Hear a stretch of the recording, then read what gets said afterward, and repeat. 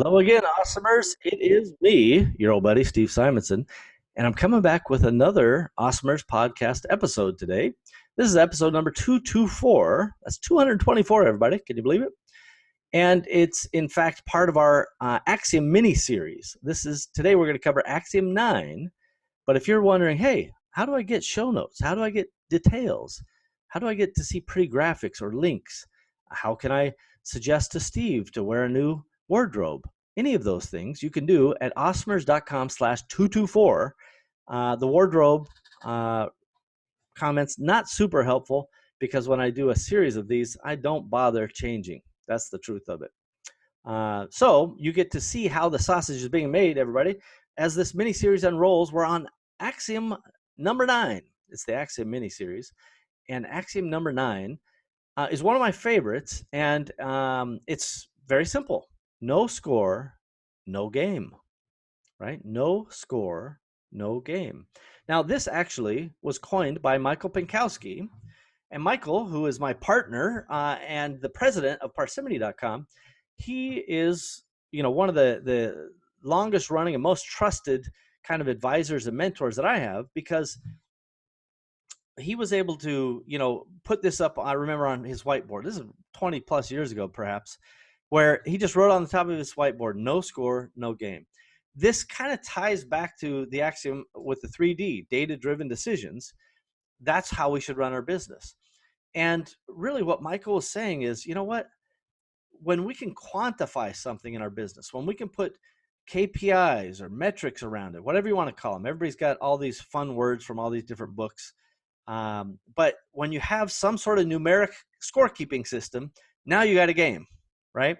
And so there are examples, right? It's very easy to contemplate anyway, a situation where you've got a sales team and you say, hey, I want to have a sales contest. And the highest score, right, the highest sales wins, or the highest margin wins, or the most sales for the day wins, or the most new customers win, right? You can kind of make a game out of that and incentivize around that from time to time to just make it fun and break the paradigms of normal. That's pretty simple, right, to think about sales concepts. You can do the same with marketing. Hey, the best campaign from your marketing team, if you have several people, let them compete with each other. What's the best ROI? What's the best ACOS? What's the best cost per acquisition?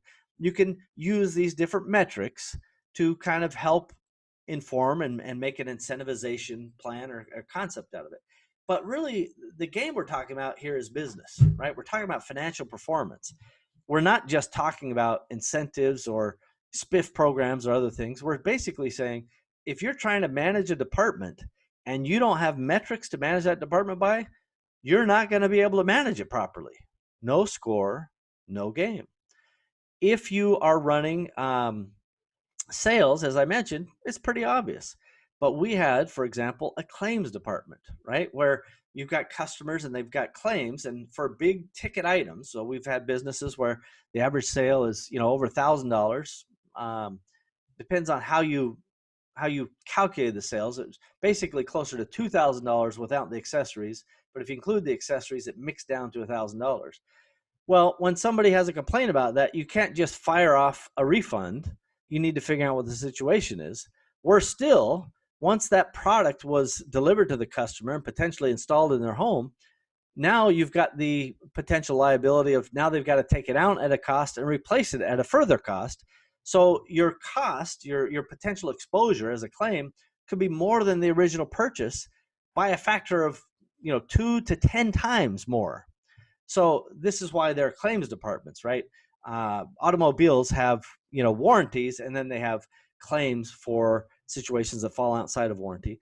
A lot of that happens in the construction market. A lot of that happens in kind of big complex deals, to a lesser extent software and so on. But the point I'm getting to about this whole setup of the claims department is, my brother Dennis was running a claims department for us many years ago, and we're like, hey, gosh, we'd really love to see some metrics on the claims team. Good luck to you, right? That's me managing. Now, that sounds like abdication form of management, but really, we empowered them to say, you know what? We need metrics. As management, we don't know what they should be. You're the ones operating that part of the business. Help us understand it. And so they did. So they got their team together and they said, well, gosh, what's inherently are we doing? And right, well, we're just managing upset customers, right? That's kind of the small way of looking at it. But the truth is, they were trying to kind of get happy outcomes for customers and not have the company go broke while they did it, right? The happiest customer might be, hey, everybody who comes in, we'll just give you 10 times your money back. Probably pretty happy customers, but the company will be out of business in about 3 weeks. So that's not going to work. So how do you find that balance between happy customers, but the company's financially viable? And so they came up with a metric. It's like, well, let's call it saves, claim saves. So the customer had a claim for $2,000, let's say, the purchase of the product. And they met with the claims department and determined, oh, in fact, their complaint wasn't something that was a viable claim, right? And but here's how they can resolve that issue, whatever it was, through a non-financial metric. Maybe it's a methodology, maybe it's some learning that the customer needed to be able to be happy with their purchase, but they're able to help the customer resolve that, gosh, things are not as bad as they thought, right? They may have panicked or may have not understood something, and this is very common, by the way, in big ticket purchases. There are people that I know that sell like big electronics products, and it's very common for people to go, this doesn't work, this sucks, I want my money back, I hate you. And you go, hey, have you plugged that thing in, or have you hit the on button, or some other little small nuance, and they go, oh, sorry about that. I didn't really read the instructions. And so sometimes it's just a method of helping people resolve it. So the claims department didn't start with how much money they saved the company or how many customers they saved from being a problem. They would quantify it. They would find, customers that they were not only able to save, but ended up buying other things as a result of the discussion with claims. They would track the time from a claim to go in to a claim to go out. They would track how many claims per person, per claims agent. They started tracking all kinds of stuff. And I have to say, it was a transformational concept. Again, I give high credit to, my brother Dennis Simonson and his team in the Philippines, by the way. They all put this together themselves. It didn't require the big bosses, right? As if we have any actual value. I like to say they do all the work, I take all the credit. But we didn't know what to do, and they did. And they also understood that we need metrics so we can objectively score how the department is operating. For example, if the metrics for happy customers goes up, and right, customer retention goes up, and the metrics for financial performance, like the amount that they've saved in claims or the amount they spend per claim, that's going down, the amount they spend per claim. If the time they take on a claim or the claims per agent per day or whatever, if all of those numbers are going in the right directions, it's really easy to see that they're performing well as a team. And that's what No Score, No Game is all about. No matter what the function is of your business, and you don't have to track everything. I think a lot of people get overboard on this stuff. They start tracking, well, I'm going to track this and this. Each department should start out with, maybe 2 or 3 key metrics. And then you might have individual metrics that break out from there and they feed into that main key metric. Remember, some metrics are leading indicators and some are trailing indicators. Like revenue is a trailing indicator of marketing, right? Revenue comes after you've spent marketing, after you've made sales effort, after you've made conversion efforts.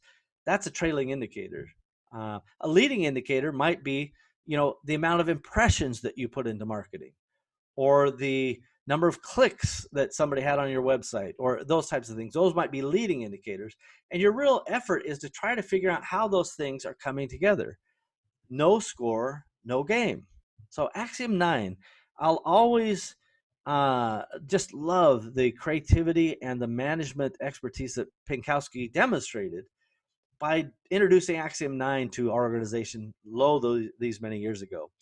And I can't tell you how important it is for you to recognize that it doesn't matter what department or what function, everything can be measured, right? I just gave you an example of claims, which was really kind of mind-boggling. And they came back with not just, something objective and measurable, but in fact, a comprehensive set that would tell us how they're doing on the front end and how they're doing on the back end. And because they want to do a good job. This is the other thing, is often as management, we think, well, we're trying to find somebody and get them in trouble, or, find who's screwing us over, find where the waste is. Or metrics are not about finding the gotchas. They're about uncovering the performance of the business in an objective way. And I've said this a couple times, and I'm going to just reinforce that now. Measurements that are objective and can't be kind of manipulated are the right metrics. The metrics should not be subjective, right? In other words, open to interpretation. They should be easy to get, right? So whatever system you're pulling from, the metrics need to be easy to get, because if it takes you 2 days to get it, you'll stop doing it, and pretty soon you're not keeping score anymore, and now you don't have a game. And they need to be objective enough that nobody can manipulate them, that there's no real interpretation required. And to the greatest extent possible, your system should not only be able to calculate these metrics, but keep them in a live, or at least day-to-day ongoing publication status, right? So a proper ERP you can customize, and you could say, well, I want to know this metric. It doesn't matter if it's marketing or claims or finance or shipping, how much time from the container loading to the container arrival, how much time from the production order placed to the production complete. Whatever the metrics are, you can track all of it.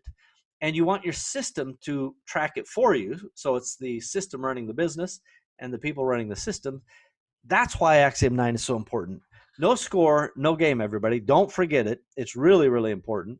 And this is a good way to tie this episode off. awesomers.com/224. That's what my notes say. It's episode 224. So awesomers.com/224.